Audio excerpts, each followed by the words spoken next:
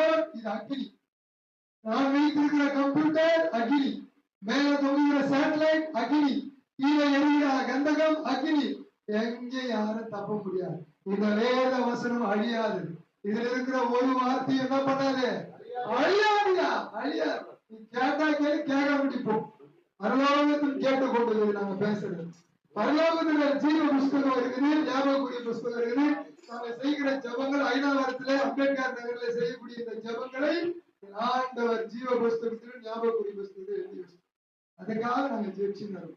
அதுக்காக நாங்க என்ன பண்றோம், ஜெபிச்சுக்கிட்டே இருப்போம். ஜெபிச்சு நாங்க வாழ்றது எதுக்காக, ஆண்டவருடைய ஊழியத்துக்காக. நாங்க எது வந்தாலும் எங்களுக்கு பிரச்சனை, எந்த விதமான போராட்டம் வந்தாலும், கண்ணீர் வந்தாலும், காலம் வந்தாலும், ஐ டோன்ட் கேர், ஒண்ணும் செய்யாது. இது என்ன பண்ணாது, ஒண்ணுமே பண்ணாது. இது தலைகீழ மாதிரி ஆட்சி மாற்றம் வந்தா கூட அதை பத்தி எங்களுக்கு கவலை. எங்க கவலை எல்லாம் என்னன்னு சொன்னா, ஒரே ஒரு ஆத்மா கூட நரகத்துக்கு போகும். ஏனென்று சொன்னால் இந்த ராஜ்யங்கள் எல்லாம் மாறிவிடும். மாறாத கந்தகமும் அக்னியும் இருக்குதான்.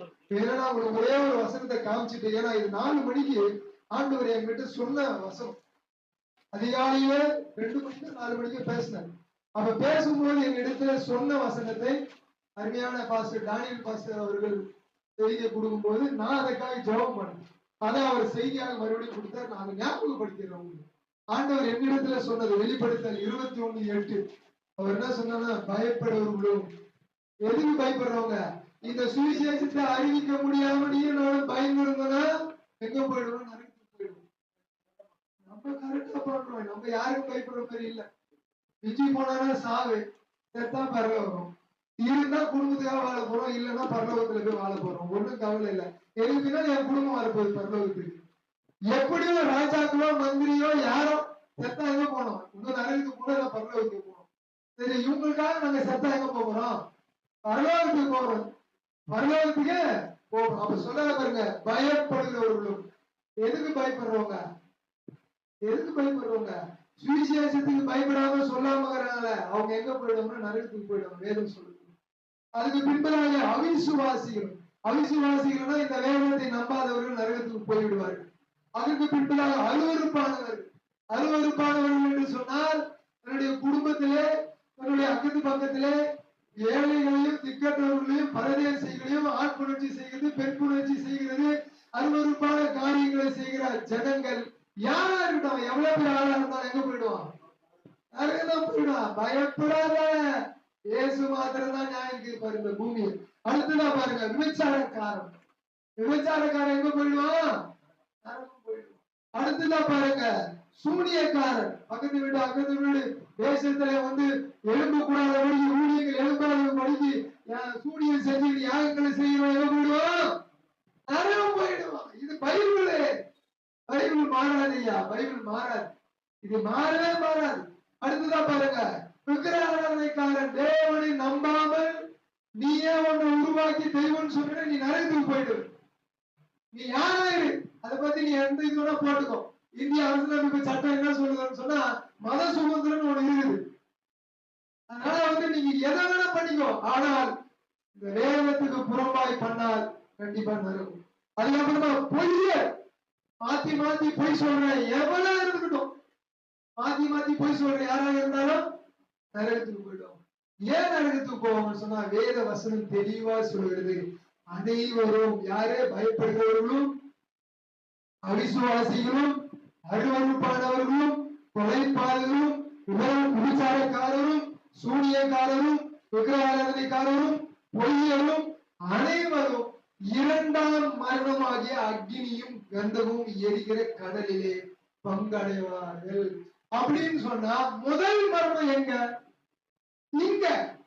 இங்க செத்தா அதுக்கப்புறம் ஒண்ணும் இல்லைன்னு நினைச்சுக்கிறாங்கன்னா, இதுக்கு பின்னால ஒரு மரணம் இருக்கு.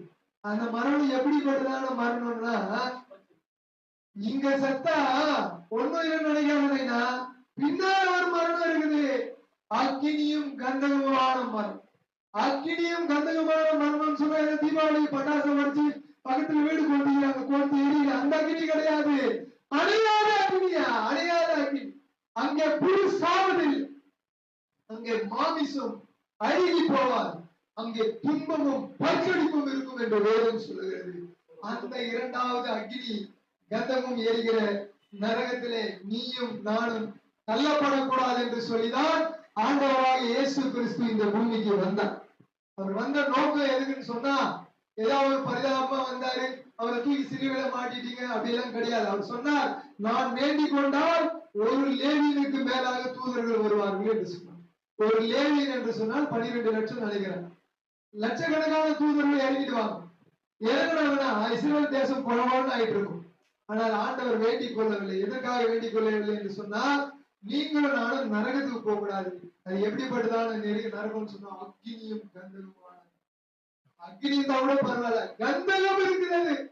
காந்தகம் கிடையாது, ஒற்றை கந்தகம் கிடையாது, எரிக்கிற கந்தகம், எரிக்கிற கந்தகம். ஆகவே இந்த உடலை விட்டு நான் இப்பொழுது செத்தால் இது முதல் மரணம். இந்த உடலை விட்டு என் ஆவி அங்கே போகும்பொழுது, நியாய தீர்க்கப்படும் பொழுது அது இரண்டாவது மரணம். இந்த இரண்டாவது மரணத்திலே சாவே இல்லை, பெரும் வேதனை. இந்த வேதனைக்கு நீ போக கூடாதுன்னு சொல்லிட்டு நான் துட்ட செலவு பண்ணி லைவ் போறோம். நான் துட்ட செலவு பண்ணி எதுக்கு லைவ் போறோம்? சாப்பிடாம 12 மணி நேரம் ஏன் உபவாச ஜெபம் பண்றேன்னு சொன்னா, உன்னை மதமாடுனால எனக்கு ஒரு பென்சில் கூட கிடைக்காது.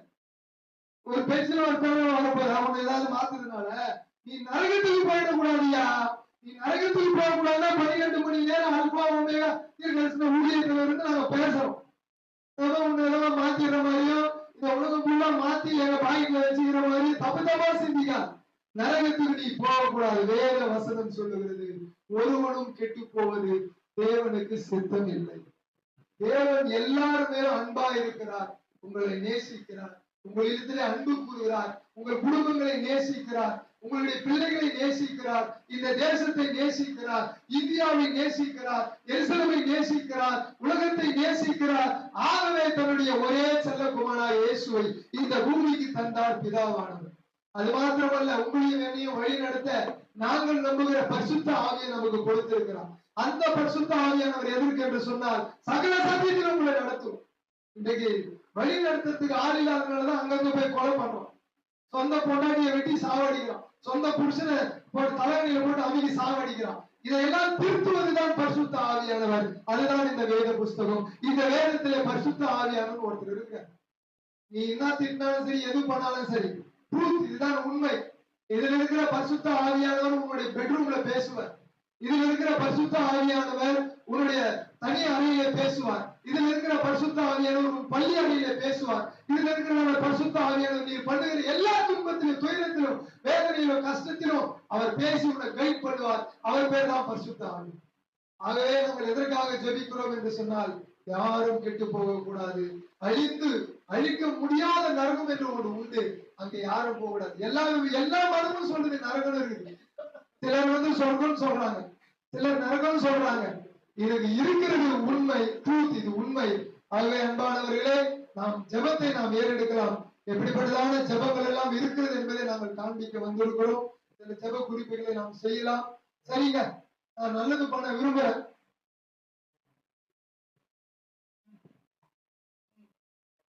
நம்ம பாருங்க, பாயிண்ட் ஒன்னுன்னா பயப்படுகிறவர்கள். இந்த பயப்படுகிறவங்க சொன்னா ரெண்டு விதமான பயம் இருக்குது. கடவுளுக்கு பயப்படுகிற ஒரு பயம், கடவுள் என்று சொன்ன தெய்வத்தை சொல்ல விடாமல் தடுக்கிற ஒரு பயம். அது யார் கொடுக்கிற பயம் சொன்னா, கடவுள் இல்ல, கடவுளை பத்தி சொல்லக்கூடாது அப்படின்னு சொல்ற ஒரு பயம் இருக்குது. அந்த பயம் பிசாசு கொடுக்கிற பயம். கடவுள் என்று சொல்லக்கூடிய பயம் கடவுள் கொடுக்கிற பயம். சரி, ஏங்க பிசாசுக்கும் இந்த கடவுளுக்கும் என்னதான் பிரச்சனை? பிசாசுக்கும் இறைவனுக்கும் என்னதான் பிரச்சனை? பிசாசுக்கும் தெய்வத்துக்கும் என்னதான் பிரச்சனை? பிசாசுக்கும் கர்த்தருக்கும் என்னதான் பிரச்சனை? பிசாசுக்கும் இறைவனுக்கு என்னதான் பிரச்சனை அப்படின்னு சொன்னா, ஆதியிலே ரெண்டு விதமான காரியம் இந்த உலகத்திலே நடந்தது. ஒரு காரியம், பிசாசானவன் கடவுளோடு, இறைவனோடு, தெய்வத்தோடு, சாமியோடு இருந்தவன். எதற்காக இருந்தான் என்று சொன்னால், அவன் இசையை வாசிக்கத்தக்கதாக கடவுள் அமர்ந்திருக்கக்கூடிய இடத்திலே அவன் சிறகுகளை விரிக்கும் பொழுது ஒரு மியூசிக் வரும். அந்த மியூசிக்ல என்ன வரும்னு சொன்னா, ராக தலைவனுக்கு, ராகம் என்னன்னு சொன்னா, சேனைகளின் கர்த்தர் பரிசுத்தர், சேனைகளின் கர்த்தர் பரிசுத்தர் ஒரு ராகம். நம்ம நீங்க வாசிக்கிற சரிகமா பதனிசா அப்படி போடுறோம். அது மாதிரி பரலோகத்துல ஒரு சரிகமா பதனிசா. அந்த சரிகமா பதனிசாவுடைய பொருள் என்னவென்று சொன்னால், சேனைகளின் கர்த்தர் பரிசுத்தர், சேனைகளின் கர்த்தர் பரிசுத்தர், சேனைகளின் கர்த்தர் பரிசுத்தர். இப்படி வாசிக்கும் பொழுது இவன் பக்கத்துல உட்கார்ந்து என்ன செய்யணும்னு சொன்னா பிசாசு அந்த மியூசிக் போடும். தூதர்கள்லாம் சொல்லுவாங்க சேனைகளின் கர்த்தர் பரிசுத்தர் சொல்லி, உடனே இந்த பிசாசு சொல்லுவான் ஹalleluya ஆமென் அதுதான் சொல்லுவான். இப்படி சொல்லிட்டே இருந்த உடனே இவனுக்கு என்ன ஆயிடுச்சு, கொஞ்சம் திமிர் வந்துருச்சு. ஓஹோ எல்லாரும் நான் போடுற மியூசிக்ல மயங்கிட்டாங்களே, நான் போடுற மியூசிக்ல மயங்கிட்டாங்களே அப்படின்னு சொல்லி மயக்கத்துல என்ன பண்ணிட்டான், கடவுள் இருக்கிற இடத்துல நான் போய் உட்காருவேன் என்று சொல்லி தனக்குள்ள சிந்தித்தான். சிந்தித்த உடனே கடவுளுக்கு இந்த டெக்னாலஜி பத்தி தெரியல, நமக்கே இங்க இருந்து செல்போனை போட்டா மேல போயிட்டு கீழே வர்ற டெக்னாலஜி தெரியும்னா, கடவுளுக்கு தூதனுடைய அந்த பேச்சு, அந்த சிந்தனை, அந்த பார்வை, அந்த எண்ணங்கள் குறித்த டெக்னாலஜி தெய்வத்துக்கு தெரிந்தபடினாலே, ஓ நீ எனக்கு விரோதமாய் ஒரு ஆட்சியை அமைக்க நினைக்கிறியா அப்படின்னு சொல்லி 5 வருஷம் ஆட்சிக்கே நம்ம என்ன பாடுபடுறோம், யாரெல்லாம் கவுக்குறோம், யாரெல்லாம் தூக்கி மேல வைக்கிறோம். நித்தியமான ஆட்சி செய்து கொண்டிருக்கிறார் கடவுளாகிய இறைவனாகிய தேவனாகிய ரட்சகராகிய ஆண்டவராகிய இயேசு கிறிஸ்து. அவருக்கு விரோதமா பிசாசானவன் எழுப்பின பொழுது கடவுள் என்ன செய்தார் என்று சொன்னால், வேத எழுத்தின்படியே பிசாசை தள்ளினார். சரி பிசாசு விழுந்தானே, அவன் மாத்திரம் விழு, அவனுக்கு ரெக்கமெண்டேஷன் கூட ஃப்ரெண்ட்ஸ் எல்லாம் இருப்பாங்கல்ல, அவங்களுக்கு என்ன பண்ணிட்டான்னு சொன்னா கடவுளை பத்திதான எதிர்ப்பை தெரிவித்து அவங்களை கீழே கூட்டிட்டு வந்தார். சரி கொஞ்ச காலம் இது போய் கொண்டிருக்கும் பொழுதுதான் என்ன நடந்தது என்று சொன்னால், கடவுளுக்கும் தூதனாகிய பிசாசுக்கும் பிரச்சனை. 2 தூதனை பெறுகிறாங்க. முதல்ல ஒரு தூதன் தான் இருந்தாங்க. ஒரு கூட்டம் ஏராளமான கூட்டங்கள் இருக்குது. அதுல ஒரு விதமான கூட்டம், நல்ல கூட்டம் கெட்ட கூட்டம். இப்ப கெட்ட கூட்டம் பூமிக்கு வந்து விட்டது. நான் வேகமாய் போகிறேன், உங்களுக்கு புரியுற ஜெப குறிப்புக்காக சொல்றேன். ஏன் நல்ல கூட்டம் கெட்ட கூட்டம்னு சொன்னா, கெட்ட கூட்டத்திற்கு கடவுள் எப்பவுமே எதிர்ப்பாக. ஏன்னு கேட்டீங்கன்னா, என்னுடைய ராஜ்யத்துல வேற யாராவது வந்து ராஜ்யம் பண்ணணும்னு நான் ஒத்துப்பேன். நாளைக்கு சாவ போற நானே ஒத்துக்க மாட்டேன்னா நித்தியமா வாழ்ற கடவுள் ஏத்துப்பாரா? அப்ப அவர் என்ன பண்றாரு, பிசாசுக்கு எதிராக தூதனுக்கு எதிராக என்ன பண்றாரு, அவனை கீழே தள்ளிட்டாரு.